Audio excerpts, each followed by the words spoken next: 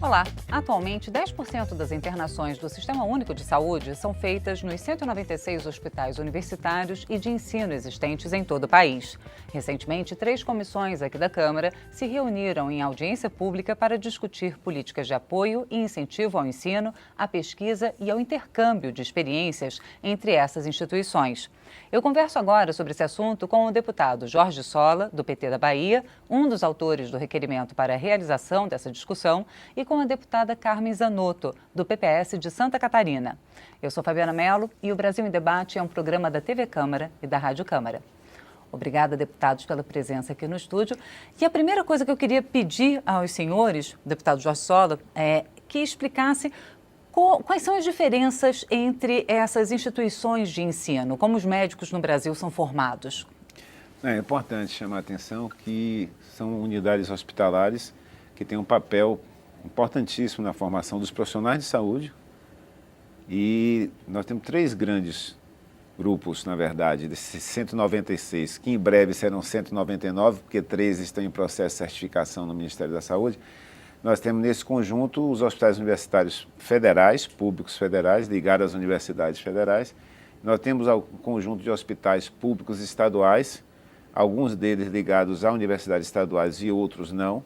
E temos os hospitais filantrópicos que também prestam serviço na área de ensino. A característica que congrega esse conjunto de hospitais é que são unidades de referência para assistência, para a formação de recursos humanos e desenvolvem também de forma importante a atividade de pesquisa e desenvolvimento tecnológico.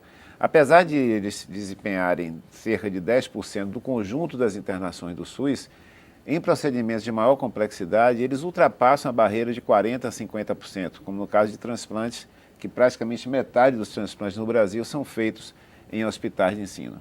Obrigada, deputado. Deputada Carmen Zanotto, durante a audiência pública, o que foi notado pela senhora na situação atual em termos de investimento em pesquisa, por exemplo? Bom, primeiro que a gente precisa fortalecer essa rede de hospitais.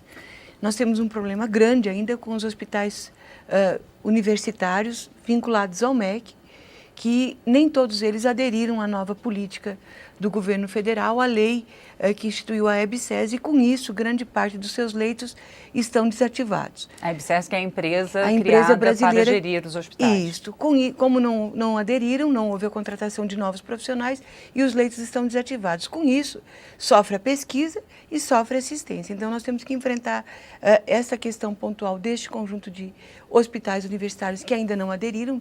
Para isso, inclusive, nós vamos ter uma audiência pública específica sobre a situação no país dos hospitais universitários, num comparativo dos que já aderiram à nova legislação e dos que não aderiram, porque tem uma coisa muito importante que nós, como ex-gestores e legisladores, temos que buscar, é garantir assistência à população. E foi mencionado, desculpe interromper a deputada Carmen, mas foi mencionado o número de leitos que estariam desativados? Eu vou dar o exemplo do meu estado, o Hospital Universitário de Santa Catarina. Nós temos mais de 100 leitos desativados, entre leitos de clínica médica, cirúrgica e leitos de UTI. Então, são leitos fundamentais, porque este conjunto de hospitais, eles são muito importantes, exatamente como disse o Dr. Sola, em especial para a média e alta complexidade. É nesta rede de hospitais que a gente garante o acesso da nossa população para os procedimentos mais complexos que nós temos. Então, a gente precisa efetivamente enfrentar isso. Por outro lado, a certificação de um hospital filantrópico prestador de serviço do SUS ou um hospital universitário estadual, com a certificação ele passa a ter mais recursos financeiros. Então, não é só assistência, é campo de estágio mesmo, tanto para o profissional da graduação de medicina, quanto das demais áreas da saúde, como enfermagem, psicologia, fisioterapia. Então, é um espaço onde a universidade entra dentro da instituição hospitalar e a instituição passa a ficar melhor qualificada, porque os enfermeiros e os profissionais médicos que ali atuam, eles buscam atualização mais frequente, porque o professor universitário vai estar lá dentro com os seus estudantes e com isso faz com que o conjunto todo de trabalhadores, desde o nível médio até o nível superior daquela instituição, busquem estar mais atualizados. Então, quem ganha com isso? O ensino e a pesquisa. né? E nós precisamos, e o país é um país que precisa avançar muito na saúde, as pesquisas mostram isso, que nós estamos longe de estar garantindo aquilo que está na Constituição, as pesquisas mostram o nível de insatisfação, mas é na dificuldade do acesso. Porque quando começam a fazer os procedimentos, a gente já vê o contrário. A gente já vê que quem conseguiu acessar o procedimento, os procedimentos realizados pelo Sistema Público de Saúde e por este conjunto de prestadores de serviço, ele é de qualidade. Não é de graça que nós somos o país que mais transplantamos. Santa Catarina está aí no ranking nacional como um dos estados que mais faz captação de órgãos em função das políticas públicas que vêm sendo implementadas nos últimos anos. Obrigada, deputada Carmen Zanotto. Deputado Jorge Sola, por que a resistência de algumas universidades em aderir à EBSERH, aos hospitais universitários, e qual a proporção ainda de universidades que não aderiram? Nós, inclusive, como a deputada Carmen colocou, vamos fazer um debate posteriormente específico para tratar da Empresa Brasileira de Serviços Hospitalares. É importante, inclusive, explicar um pouquinho melhor o que é essa empresa, né? Ela foi criada recentemente, ela é uma empresa pública que vai fazer a gestão dos equipamentos de saúde hospitalares e outros que fazem parte dos hospitais universitários federais. Há muito tempo que não tinha concurso para esses hospitais, a força de trabalho de saúde dessas unidades principalmente tem sido pautada por contratos temporários, através de fundações de apoio ou terceirizados. Então a empresa veio com a missão de aperfeiçoar a gestão dessas unidades hospitalares, melhorar a capacidade de oferta, fazer o que a deputada colocou, a fazer com que sua capacidade seja plenamente utilizada, e para isso precisa fazer concurso, contratar profissionais, e esse é o processo que está acontecendo. São apenas 3 anos que foi implantada, já temos um conjunto de 40 hospitais que já estão com contrato e com medidas de gestão com a EBSERH. Muitos deles já fizeram concurso e já contrataram profissionais. No nosso caso, por exemplo, na Universidade Federal da Bahia, tanto o Hospital das Clínicas, o Hospital Professor Edgar Santos, quanto a Maternidade Climédia de Oliveira, já estão com um conjunto de profissionais concursados, contratados e outros sendo chamados nos próximos meses. E mais 10 hospitais estão em vias de contratação com a EBSERH. Então, eu acho que vai ser uma medida importante. E como qualquer coisa nova, né, tem um tempo para maturar. O processo de adesão precisa da comunidade universitária participar e aprovar. Ocorreram algumas polêmicas, né, não foi um processo unânime, mas o processo está se consolidando, quebrando resistências, ampliando. E muitas unidades hoje estão procurando a EBSERH para já entrar, mas infelizmente ela tem que ter inclusive um cronograma por razões orçamentárias, não tem como implantar todos ao mesmo tempo. Obrigada, deputado Jorge Sola. Deputada Carmen Zanotto, a senhora é uma das deputadas que defende esse modelo de gestão. Com certeza. E a alternativa legal que nós temos hoje para a ativação de 100% dos serviços dentro da rede hospitalar, dos hospitais universitários em especial. Exatamente porque a fragilidade na contratação de recursos humanos que se dava, que era através das fundações, está proibida. Com isso, não se contrata novos profissionais para aqueles que não aderiram e com a saída dos que são concursados públicos dos hospitais universitários por aposentadoria ou por outra razão, os leitos vão sendo desativados ou os serviços vão sendo reduzidos. Então, como eu sou uma defensora do Sistema Único de Saúde, entendo que nós precisamos ampliar a oferta de serviços, garantir o acesso cada vez mais rápido, em especial para alguns procedimentos, né? Nós estamos aí com a lei do câncer, que preconiza em até 60 dias o acesso. Esse conjunto de hospitais são os grandes responsáveis também para o atendimento na alta complexidade na área do câncer. Então, tudo é importante na saúde, né? E a gente precisa garantir efetivamente que a capacidade instalada dessas instituições esteja sendo ofertada para a população. Inclusive, a lei prevê isso, né? Que a partir da lei, nós teríamos um prazo que garantiria a capacidade instalada estar em 100%. É claro que alguns não aderiram em função das resistências, mas a gente precisa entender que este é o modelo que está aí. Então, não tem mais muito o que se discutir. Ou se adere ao modelo e faz com que aquele hospital universitário efetivamente disponibilize toda a sua capacidade para assistência, mas também, em especial, para os graduandos daquela universidade. Então, tem toda a questão do ensino e da pesquisa, porque também são nesses hospitais que nós temos as residências médicas, as especialidades. Então, a gente precisa de uma dinâmica muito forte e muito importante porque hoje os hospitais universitários não são vistos apenas com a formação.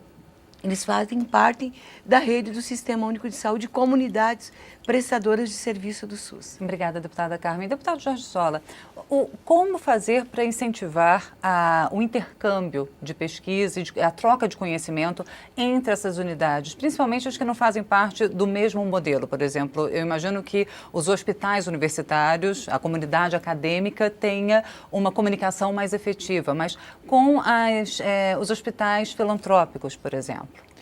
Olha, nós temos tido uma experiência interessante na área de transplante. O Brasil é um dos países que mais avançou nessa área. Nós temos a maior oferta pública de transplante de órgão do mundo e, inclusive, foi montada uma rede de intercâmbio muito interessante, onde nós temos, vamos chamar assim, hospitais que apadrinham o outro hospital.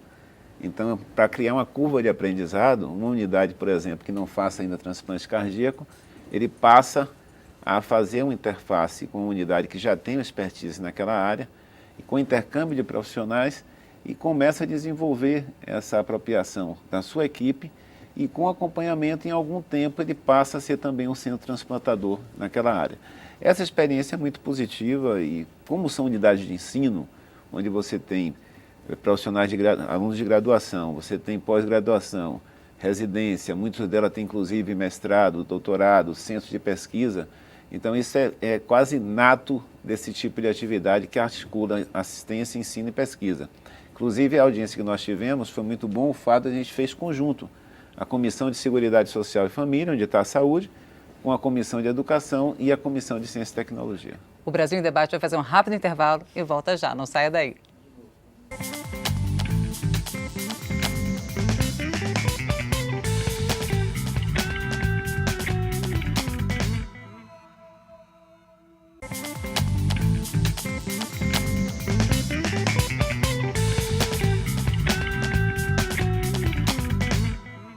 Voltamos a apresentar o Brasil em Debate. Eu sou Fabiana Mello e converso hoje sobre a situação dos hospitais universitários e de ensino com o deputado Jorge Sola, do PT da Bahia, e com a deputada Carmen Zanotto, do PPS de Santa Catarina. Bom, deputados, nós estávamos falando sobre a capacidade dos hospitais universitários e de ensino, sobre a troca de experiências. Agora, e a questão de financiamento? Começando com a deputada Carmen Zanotto, como é que a senhora vê, como foi discutida na audiência pública, a questão de assegurar recursos para o atendimento, para a capacitação de profissionais e para o atendimento à população, tendo em vista que, como os senhores salientaram, essa rede de ensino é responsável por grande parte do atendimento da rede pública de saúde? Esses hospitais certificados, eles já recebem um plus, que é um recurso financeiro extra, que é fora a sua série histórica, a produção que ele vinha realizando para se certificar como hospital de ensino, porque ele tem, dentro da sua estrutura, outras obrigações, que é o ensino, a pesquisa, a extensão. E com isso ele tem um volume de pessoas a mais dentro da sua unidade hospitalar, desde os alunos da graduação até a residência médica. Então, na saúde pública, e em especial na rede hospitalar prestadora de serviços, nós temos certeza que nós precisamos de mais recursos financeiros. Sem sombra de dúvida, nós precisamos ampliar os recursos para fazer frente ao conjunto de demandas, e alguns aí a gente tem um pouco de divergência. Eu defendo o reajuste da tabela do Sistema Único de Saúde para um conjunto de procedimentos. Existe uma defesa do Ministério da Saúde para as redes que estão sendo implantadas, como a rede Cegonha, que parte desses hospitais também fazem parte da rede Cegonha, fazem parte da rede de urgência e emergência. Então ele recebe, na soma final da sua contratualização, um conjunto de recursos que fazem parte do seu orçamento. Mas nós da saúde efetivamente precisamos de mais recursos. Não dá para dizer que nós não estamos ofertando a saúde que desejamos por falta de gestão, né? Falta de gestão pode ser pontual e sempre você pode melhorar a gestão, mas nós precisamos de mais recursos para a saúde. Por isso que existe o projeto de iniciativa popular, o Saúde Mais 10. Nós aprovamos agora recentemente o orçamento impositivo, que era das emendas parlamentares. Lamentavelmente, dentro do orçamento impositivo, mudaram as regras para o financiamento da União para o setor saúde. Com isso, nós corremos o risco de reduzir o orçamento, porque saiu do produto interno bruto, que foi aplicado no exercício anterior, mais a variação do Produto Interno Bruto para a receita corrente líquida. E dentro deste valor estão os recursos do pré-sal, os 25% da área da saúde, e os recursos dos 50% da emenda parlamentar. Então, o que nós desejamos aqui na casa, e tem um grupo trabalhando? Agora nós temos uma PEC do deputado Macris, que é a PEC 01 de 2015, que busca restabelecer o projeto de lei do Saúde Mais 10, porque efetivamente nós precisamos buscar mecanismos para assegurar mais recursos para o setor saúde, para o conjunto dos serviços, tanto para os municípios fazerem frente, porque hoje o conjunto de municípios que deveriam estar aplicando 15% estão aplicando 21%, os estados 12%, em média, estão aplicando 14%, e ainda assim a gente não dá conta do atendimento à demanda que vem sendo gerada em função, inclusive, da ciência e tecnologia, porque a cada dia nós temos incorporação de novos exames, de novos medicamentos, e com isso a gente precisa de mais recursos. Obrigada, deputada Carmen Zanotto. Deputado Jorge Sola, o senhor concorda com essa colocação da deputada Carmen Zanotto, com essa visão, e levando-se em consideração que normalmente, quando há necessidade de cortes orçamentários, o setor de pesquisa e desenvolvimento normalmente é um dos que sofre também com cortes? Olha, eu acho que a cada dia nós estamos conseguindo construir um consenso de que há um grave subfinanciamento da saúde em nosso país. O Brasil escreveu na Constituição que ia se propor a fazer um sistema de saúde público, gratuito, universal, e temos uma rede fantástica que vai desde o maior programa de vacinação do mundo ao maior programa público de transplante de órgãos do mundo, pago com recurso público. E para isso tem que financiar, né? Então precisamos mais recursos financeiros, não resta dúvida, e precisamos construir uma fonte de financiamento mais estável para o Sistema Único de Saúde. Os hospitais universitários, que é o nosso tema central hoje aqui, sofrem também com isso. A partir de 2004, nós começamos a ter não pagamento por procedimento apenas, mas um contrato de metas que estabeleceu compromissos e objetivos que cada desse hospital tem que ter com assistência, com formação de recursos humanos e com pesquisa. Com isso, passa a ter, inclusive, uma maior possibilidade das gestões estaduais e municipais e dos conselhos de saúde acompanharem e cobrarem, mas os recursos financeiros, com certeza, são insuficientes e nós precisamos construir uma capacidade de financiamento do sistema de saúde muito superior, para que a gente possa ampliar o acesso da população e continuar crescendo. E o mais interessante é que, com toda a dificuldade de financiamento, a rede SUS não parou de crescer. Se você pega os dados, em todas as áreas da atenção básica, alta complexidade, nós temos tido um crescimento importante da oferta de serviço na última década, sem ter tido o mesmo crescimento da capacidade de financiamento do sistema. Agora, pelo que o senhor disse também, com a certificação de 3 novos hospitais de ensino, também a rede de ensino hospitalar também está crescendo. E eu queria também chamar a atenção outro aspecto. Porque os cursos de medicina também estão sendo ampliados no país. Obrigatoriamente tem que ter espaço para garantir, né? Nós estamos criando novos cursos e mais, nós estamos saindo de um modelo que era centrado na formação unicamente no ambiente hospitalar e partimos agora para um modelo de formação dos profissionais de saúde, onde os campos de prática de formação vão desde a rede básica, passando pelo SAMU, pelo Centro de Atenção Psicossocial na área de saúde mental, pelos diversos equipamentos de saúde.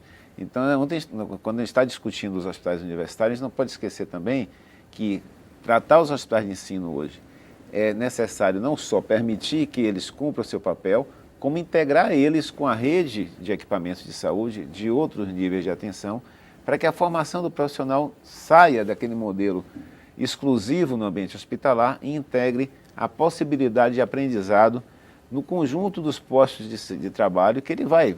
Porque a maioria absoluta dos profissionais de saúde não vão trabalhar unicamente no ambiente hospitalar. Eles vão ter oportunidade de trabalho em diversos outros espaços e por isso o hospital tem que estar integrado na rede para finalidades de assistência e também para finalidade de formação de recursos humanos. Me tirar uma dúvida, quando os hospitais universitários, os senhores falaram, eles têm graduação, residência, pós, eles atendem apenas aos alunos das universidades federais, estaduais, dos cursos públicos ou também dos cursos particulares de medicina?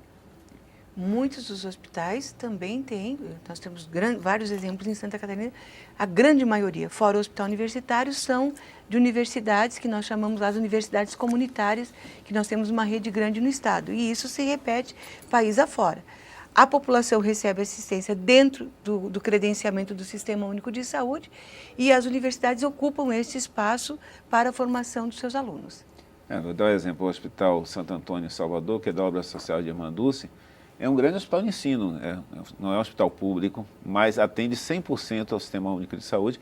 E é interessante, uma medida que o Ministério da Saúde tomou há cerca de 6, 7 anos atrás, que foi ampliar essa modalidade de financiamento, digamos assim, por incentivo, para aqueles hospitais filantrópicos que sejam 100% oferta pública, né? Então, são unidades que prestam serviço de ensino, que todo o atendimento é público e gratuito pelo Sistema Único de Saúde, e ele tem que ter um financiamento diferenciado daquele prestador privado que venda apenas parte dos serviços que ele oferta para o Sistema Único de Saúde. Mas eu pergunto, os alunos são oriundos de cursos... Dos mais variados. Os mais variados. Voltando ao exemplo do Hospital Santo Antônio da Obra Social de Irmã Dulce, eles recebem estudantes da Universidade Federal da Bahia, que tem o seu próprio hospital de ensino, mas também utilizam o Hospital Filantrópico de Irmã Dulce como campo de prática, como recebem também de cursos privados de formação de profissionais de saúde. Eu pergunto isso porque a deputada mencionou que o número de cursos também está crescendo pelo país, atendendo a uma demanda que o país enfrenta de novos profissionais, eu imagino. Importantíssimo. A meta é que a gente venha a chegar a 2,7 médicos por 1.000 habitantes, quando nós estávamos com praticamente metade dessa proporção. Obrigada, deputado Jorge Sola. Agora, deputada Carmen Zanotto, a senhora mencionou que a próxima audiência pública que deve ser feita é sobre a situação dos hospitais universitários especificamente. Que outros temas devem ser explorados depois desse, sobre a situação do ensino de medicina, principalmente? Bom, nós temos um grande debate na casa, que é a formação dos profissionais da área da saúde e a carreira desses profissionais. Então, dentro da Comissão de Seguridade Social e Família, a nossa pauta ela é intensa, né? Nos mais variados setores de serviços de saúde, desde a formação até a assistência. Então, é uma pauta que, se a gente tivesse condições, nós passaríamos aqui a semana toda discutindo só as questões da saúde. O que que a gente precisa enfrentar agora é a formação desses profissionais, agora com a nova abertura dos cursos de medicina, que nós temos que trabalhar não só a quantidade de procedimentos realizados, mas qual é a qualidade desses procedimentos. Por exemplo, na rede básica, né? Nós já estamos, na grande maioria dos municípios, com 7 consultas por gestante. Mas como é que é esta consulta? Então, nós temos que associar também na questão do ensino e, em especial, fazer com que se tenha um entendimento claro por todos os cursos de graduação da importância do modelo de saúde que nós temos no país. O Sistema Único de Saúde, ele é jovem, ele tem 27 anos apenas. Eu diria hoje que já é um adulto, mas é um adulto jovem. Então, nós crescemos muito nos últimos anos, mas temos muito ainda para crescer. Muito já foi feito no setor saúde, mas, em especial, nós precisamos mostrar para a população, conseguir fazer o elo entre o conjunto de procedimentos que está sendo realizado e o grau de satisfação. Porque o que a gente vê hoje? Na imprensa, em especial, a gente vê as emergências superlotadas, né? Pacientes em maca, pacientes no chão. Nós vemos pacientes esperando 6 meses por um procedimento de uma ressonância magnética ou uma cirurgia eletiva, para aqueles que até esperam 6 meses. Nós temos alguns pacientes que aguardam mais. Isso está gerando um grau de insatisfação do usuário muito grande. Por outro lado, nós temos coisas belíssimas do Sistema Único de Saúde, que é desde a questão da imunização, o programa de DST-AIDS no país, que é um dos mais avançados do mundo, no conjunto de fornecimento, inclusive dos medicamentos, mas a gente não está conseguindo dizer para a população a magnitude desse sistema, que não é só a parte da medicina curativa, do procedimento médico hospitalar, que é uma rede como um todo. Por quê? Porque tu consegue acesso na unidade básica de saúde e não consegue acesso na média e alta complexidade. Então, os desafios da nossa Comissão de Seguridade Social e Família, dos defensores do Sistema Único de Saúde, eles são diários, porque tem uma demanda que não foi cumprida ainda, que é reduzir o tempo de espera e garantir o acesso ao maior volume de procedimentos. Obrigada, deputada Carmen Zanotto. Deputado Jorge Sola, para finalizar. Para finalizar, eu queria aproveitar esse comentário da deputada Carmen e lembrar que esses hospitais universitários, hospitais de ensino, eles são responsáveis por mais de 40% dos procedimentos de alto custo e alta complexidade. E muita gente ainda acha que o SUS é medicina pobre para pobre. Não é, muito pelo contrário. Mais de 90% de todos os procedimentos de alto custo e alta complexidade de saúde no Brasil são feitos através do Sistema Único de Saúde. Mais de 90% do tratamento de câncer, radioterapia, quimioterapia, cirurgias cardíacas, transplantes, chega a 97% no tratamento renal substitutivo na hemodiálise. Então nós precisamos conhecer mais o Sistema Único de Saúde para defendermos o Sistema Único de Saúde que nós temos, que é um grande patrimônio de política pública, e conquistarmos mais recursos financeiros para aperfeiçoá-lo. Crescer o acesso, ampliar a oferta, reduzir o tempo de espera e fazer com que a gente possa ter um sistema de saúde cada dia mais amplo e mais incorporando as necessidades da nossa população. Muito obrigada, deputado. Agradeço a presença dos senhores aqui no programa. Obrigado. Obrigada. Eu conversei com o deputado Jorge Sola, do PT da Bahia, e com a deputada Carmen Zanotto, do PPS de Santa Catarina. Obrigada a você que nos acompanhou até agora. Lembrando que se você quiser conferir novamente esta ou as outras edições do Brasil em Debate, é só nos procurar na internet. O endereço? câmara.leg.br/Brasil em Debate, tudo junto. E se você quiser entrar em contato com a gente, mande uma mensagem para brasilindebate@câmara.leg.br ou então ligue 0800 619 619. A ligação é gratuita. Eu sou Fabiana Mello e espero você em uma próxima oportunidade. Até lá!